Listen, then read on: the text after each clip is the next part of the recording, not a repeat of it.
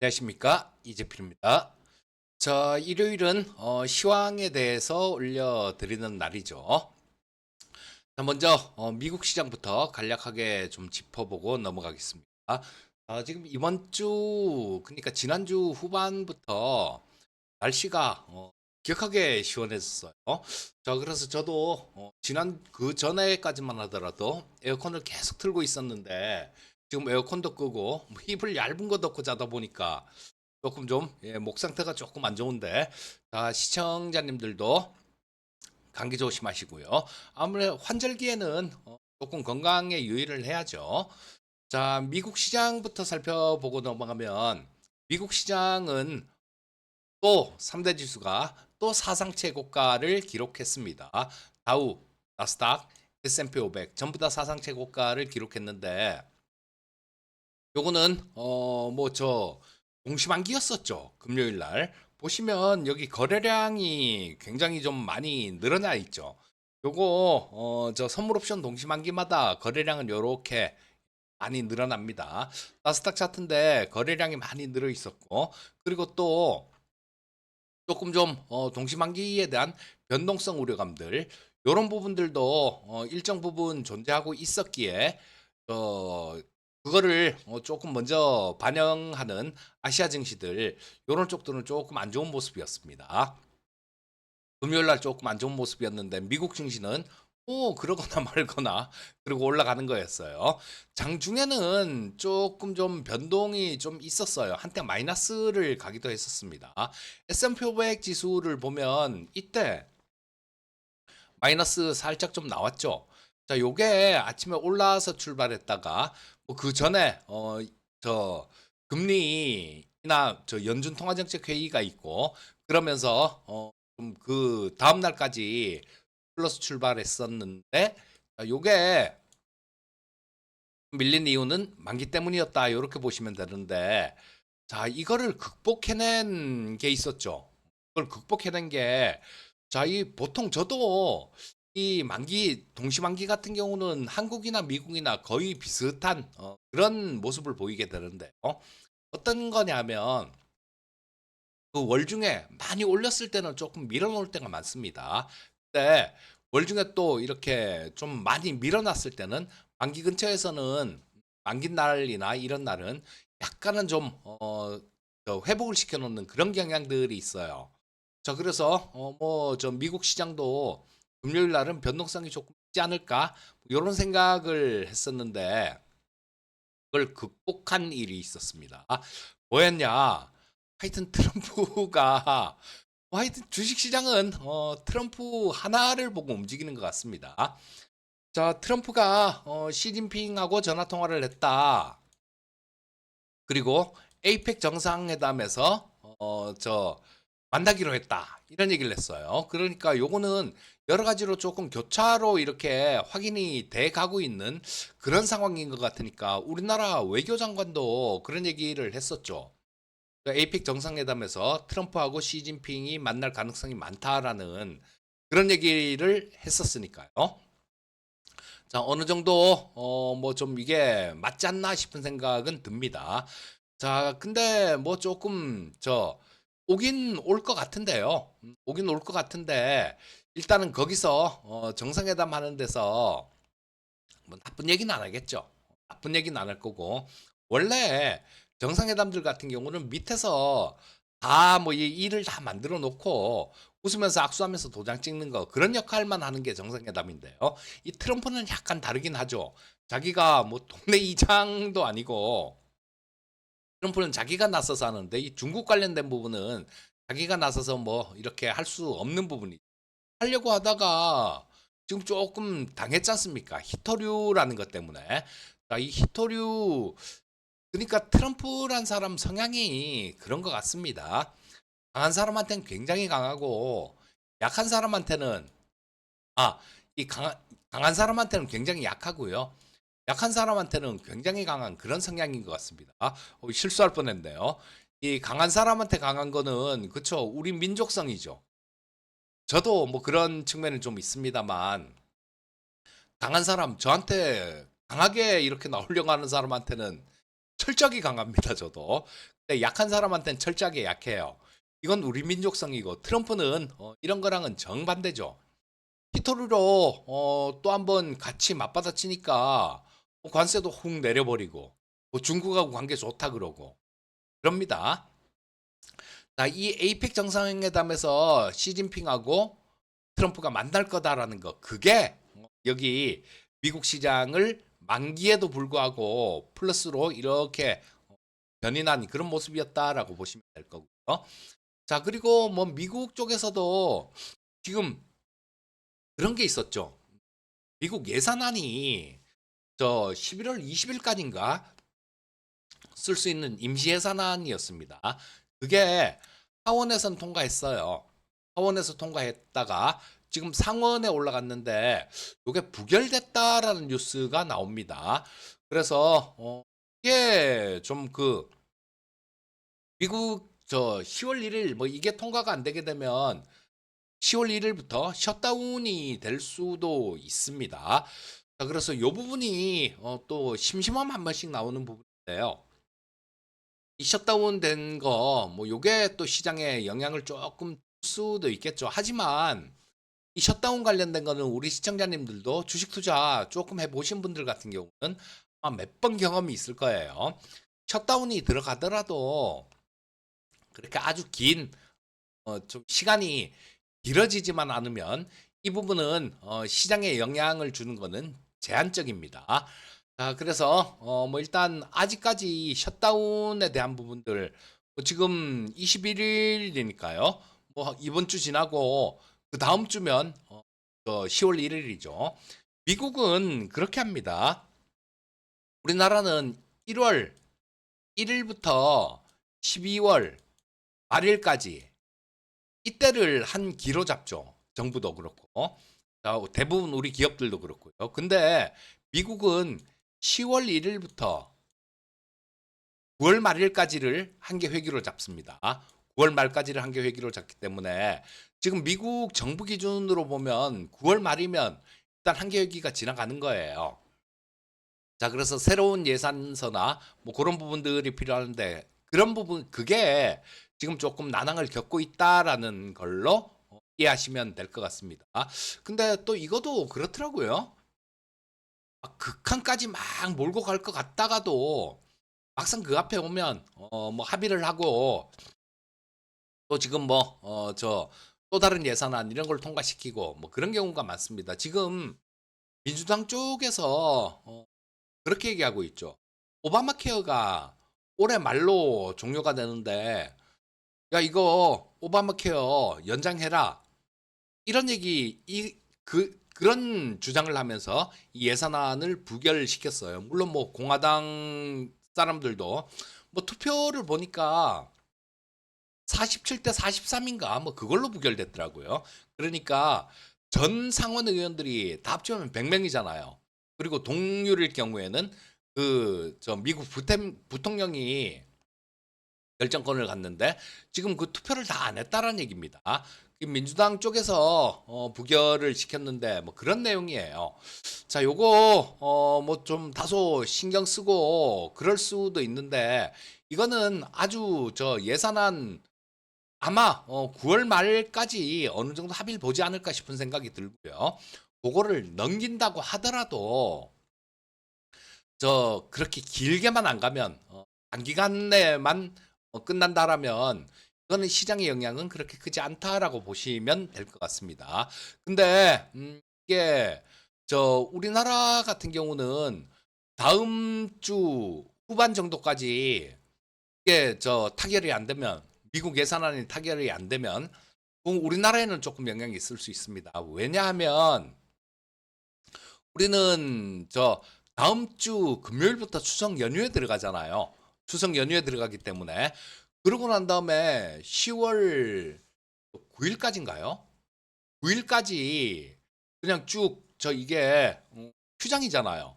그러니까 그때까지 예산안이 타결이 안 되면 시장 일각에는 야 이거 저 만약에 우리 추석 연휴 지나고도 얘들 미국 예산안이 타결 안 되면 이거는 시간이 꽤 지나는 거니까 야, 그때는 시장에 충격 좀 있을 수 있겠는데 이런 걱정거리가 생길 수 있다라는 거예요.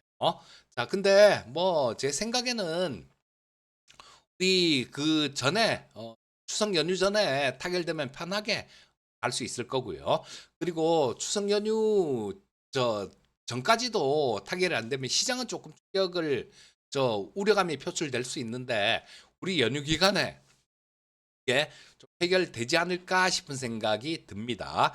자, 그래서 뭐 일단 이 하원에서 부결된 부분들, 이런 부분들은 영향은 그렇게 크지 않다. 미국 예산안 영향은 그렇게 크지 않다라고 보시면 되고요.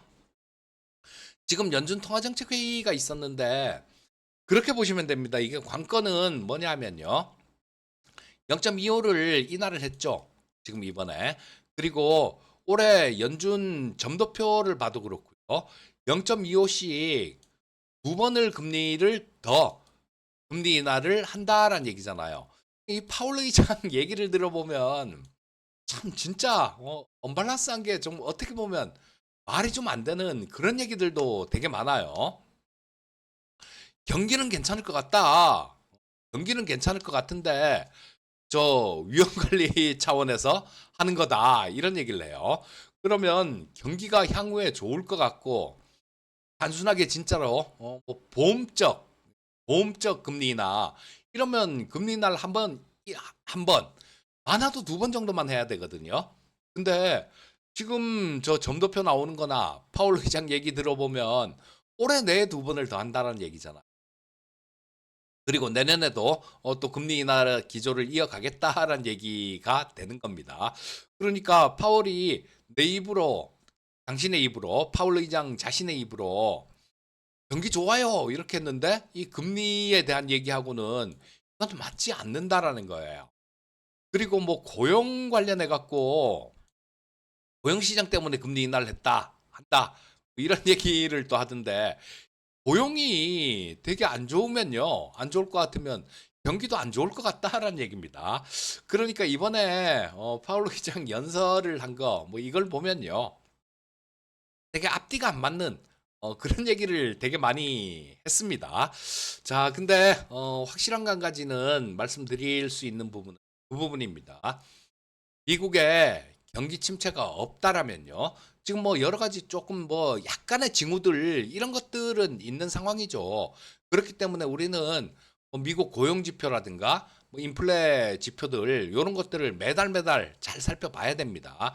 근데 이걸로 인해서 지금 미국의 경기 침체가 없다라는 그런 가정을 한다라면요. 지금 아직까지 뭐 경기 침체 징후가 뚜렷하거나 뭐 좀 그런 건 아니에요. 약간 애매한 수준. 야, 이거 잘못하면 그렇게 될 수도 있겠는데라는 그 정도입니다. 그래서 향후에 전 미국의 경제 지표들 이런 것들은 살펴봐야 되겠지만 지금으로선 일단 그런 부분들이 나타나지 않는다라고 보고 시장을 본다라면요. 미국 역사상 그렇습니다. 이 금리 인하기에 경기 침체가 없었던 금리 인하기. 그때는 주가 자체가 굉장히 좋았어요. 그리고 이런 부분들이 지금 트럼프의 정책으로 인해 갖고 불확실성들 이런 것들이 올해 초까지만 하더라도 봄까지만 하더라도 되게 많이 시장에 영향을 줬는데요. 지금 그것도 시장은 트럼프 저거 원래 저래 그러려니 하고 뭐 그렇게 무덤덤하게 받아들이고 있는 것 같습니다. 자, 그리고 연준 내부에서는 금리 인하를 해야 된다라는 그런 기조가 좀 뚜렷한 것 같아요. 물론 뭐 요번에는 그 금리 0.25 인하에 반대한 사람은 스티븐 미란이라는 사람이 트럼프의 경제 책사인데 지금 연준 이사로 들어갔죠. 근데 이 사람이 우리 입장으로 볼 때는 참 진짜 나쁜 놈이죠. 왜냐하면 미란 보고서라는 거 뭐 그런 것도 있고 지금 아마 이 트럼프가 뭐 관세 엄청나게 때리고 막 이런 정책들의 그 기저에는 이 미란이란 사람의 영향력이 많이 작용하고 있습니다. 자, 근데 이 스티브 미란은 저 금리를 이번에 0.5 이렇게 내려야 된다 막 이렇게 주장해서 0.25 이하에는 반대했는데요. 자, 이분들 외에는 만장일치로 그냥 0.25였죠.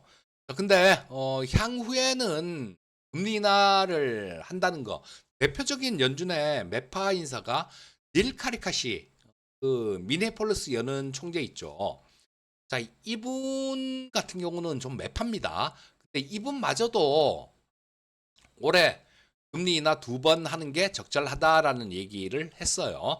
자, 그러니까 연준의 기조는 뚜렷합니다. 연준은 금리 인하 방향으로 가는 거고, 자, 그렇다면 시장은 그 경기 침체라는 거 이 부분들을 뭐 없다라고 본다라면 시장은 좋은 그런 모습을 이어갈 거다. 이렇게 보시면 될 것 같습니다.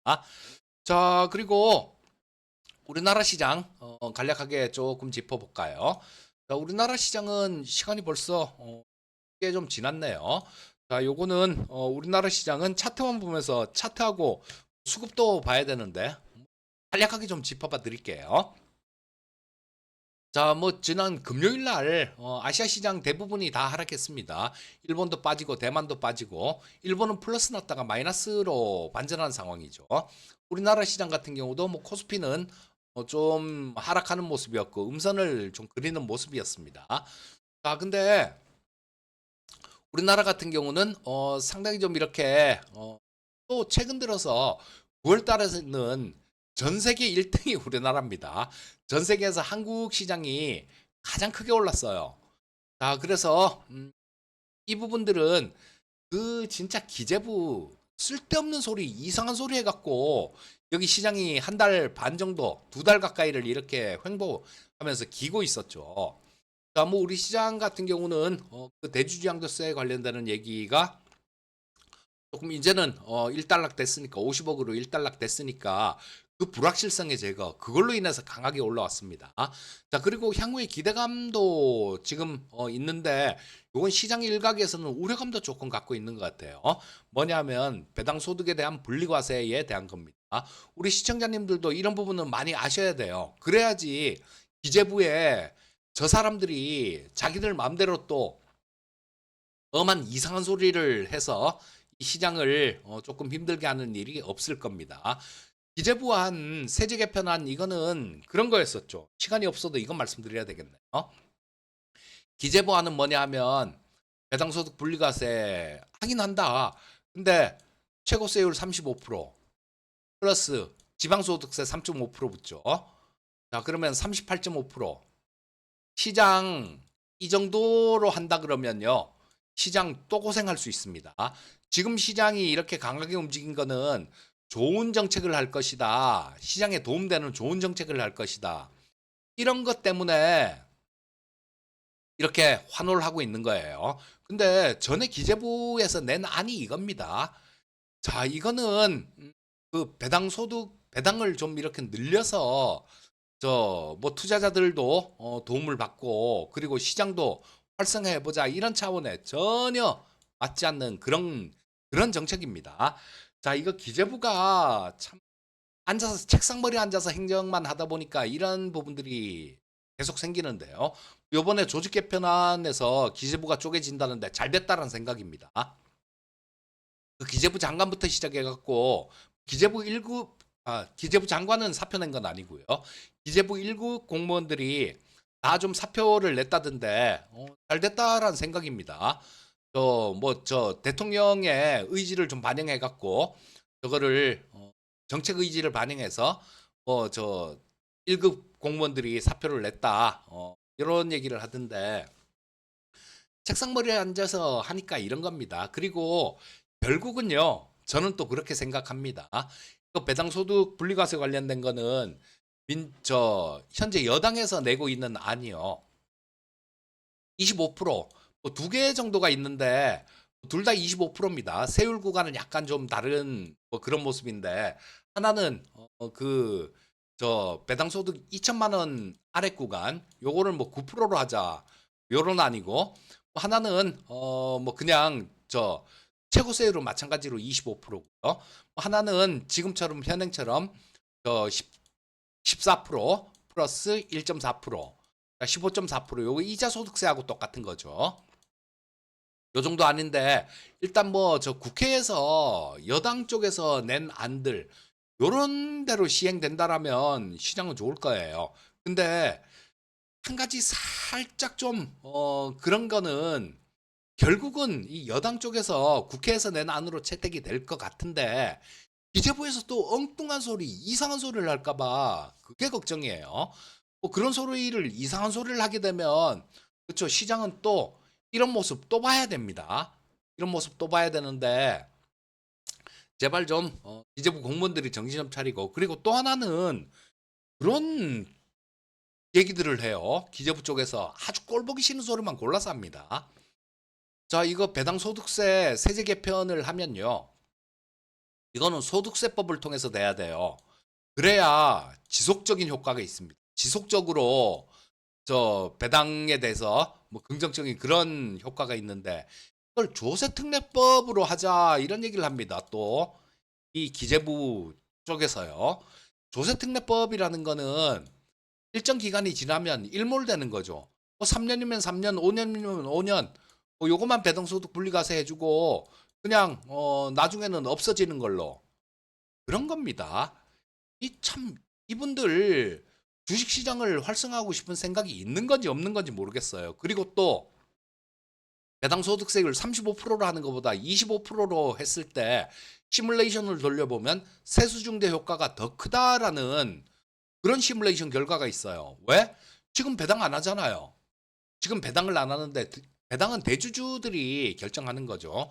지금은 배당을 안 하는데 그 좀 세율 낮춰주고 배당소 분리과세를 해주고 세율을 낮춰주게 하면 배당 금액이 늘 거 아닙니까? 그러니까 배당금 총액이 늘어나니까 거기서 거치는 배당 소득세도 더 커질 것이다라는 게 시뮬레이션 결과예요. 그렇다면 기재부의 이 사람들은 세수중대 효과도 없고 그다음에 주식시장에 도움도 되지도 않고 지금 기대감을 갖고 이렇게 움직였기 때문에 오히려 뭐 35% 고집하면 시장은 또 변동성 커질 가능성이 있습니다. 도대체 뭐 하는 분들인지 참 답한데요. 이런 것들 우리 투자자들 많이 알아야 됩니다. 그리고 목소리를 내야 기재부 쪽에서 쓸데없는 얘기들 그런 얘기를 못 할 거예요. 근데 결과는 전에 제가 대주주양도세 기재부에서 그렇게 떠들어도 이거 결국은 50억 그대로 유지될 겁니다. 10억 못 합니다. 이런 얘기를 딱 잘라서 말씀드렸죠. 근데 저 지금도 마찬가지예요. 배당소득 분리과세 35%로 안 될 겁니다. 안 될 텐데 이게 얼마나 고생시키고 그냥 되느냐? 25%로 결정이 되느냐? 아니면 그냥 스무스하게 잘 되면서 이렇게 되느냐? 그 차이다라고 봐요. 그래서 기재부에 있는 분들 같은 경우는 반려들은 어쩔 수 없나 봐요. 뭐 정권이 바뀌든 뭐든 어쩔 수 없는 것 같습니다. 자, 그 관련돼 갖고 뭐 세수 관련된 얘기를 하다가 다음 조금 길어져서 다음 주 시장에 대해서 좀 말씀을 못 드렸는데요. 자, 뭐 다음 주 시장도 뭐 긍정적인 그런 부분들은 있다라고 봅니다. 뭐 어떤 돌발적인 악재들 요런 것만 나오지 않는다라면 뭐 시장은 괜찮을 것 같아요. 돌발적인 악재라는 게 기재부에서 또 쓸데없는 이상한 소리 하는 뭐 배당 소득세 35%를 해야 되니 이런 소리 혹은 뭐 돌발적인 악재 부분 이런 부분들만 없다라면 괜찮다라고 보고요. 계속해서 말씀드리고 있죠. 섹터 같은 경우는 AI하고 관련되는 쪽 이런 쪽으로 보셔야 됩니다. 마지막으로 수급 간략하게만 보시면 보고 마무리를 하면요. 요거 오늘은 제가 정리하는 거 그걸 좀 보여드릴게요. 자, 요게 파생시장 수급하고 정리해 놓은 건데 여기 뭐 저 근월물, 차월물, 옵션 뭐 요런 것들이 있고 자, 요게 이 화면이 거기서 좀 다 취합된 화면입니다. 자, 근데 요 보시게 되면 외국인들 9월 달 들어서 6조 7천억이라는 금액을 매수를 했죠. 이땐 저 7월 달까지 6조 3천억 샀다가 이때 1조 6천억 팔았어요. 이게 기재부에서 배당소득세 10억으로 해야 되네 이딴 소리 나오고 난 다음에 이렇게 매도가 됐다라는 얘기입니다. 그 부분 일단락되니까 지금 시장 자체가 달라지잖아요. 수급 자체가 달라집니다. 자, 그래서 외국인들 9월 달 들어서 6조 7천억 정도를 매수했고 선물 시장에서는 그렇게 크게 매수는 하진 않았습니다. 자, 근데 옵션 시장 수급이 조금 그래요, 지금. 콜옵션을 320억이나 외국인들 매도를 쳤습니다. 그래서 지금 이번에는 아마 그럴 거예요. 만기가 지금 만기가 지난 지 얼마 안 됐잖아요. 얼마 안 됐는데 다음 주 목요일이 만기입니다. 왜냐하면 이 옵션 만기 같은 경우는 만기 날이 휴일일 경우에는 그 전날로 해요. 근데 그때가 쭉 연휴 기간이잖아요. 그래서 10월 3일부터 연휴니까 만기가 10월 2일 날이 만기가 됩니다. 그러면 이제 만기까지 거래 일수가 당일 포함해서 9일밖에 안 남았다는 얘기예요. 그런 상태에서 외국인들 콜옵션 매도가 300억 이상 된다라는 거는 이렇게 강한 탄력을 받고 움직이기는 조금 어렵다라고 보셔야 됩니다. 뭐 왔다 갔다 출렁출렁 이런 모습이 나올 확률이 높아요. 그리고 그때는 말씀드렸듯이 다음 주 정도에는 뭐 추석 연휴 기간도 우리 껴있죠. 추석 연휴가 있는 주고 그리고 미국 예산안 관련되는 부분이 그때까지 해결 안 될 경우에는 요런 거는 그 차익 실현 심리를 조금 자극할 수 있습니다. 그 부분만 참고하시고 보시면 될 거고 지금 뭐 시장 얘기해 드렸고 종목 얘기도 섹터 얘기도 해 드렸는데요. 여러분들 이 AI 섹터 놓치면요. 수십 년 후에 할 수도 있습니다.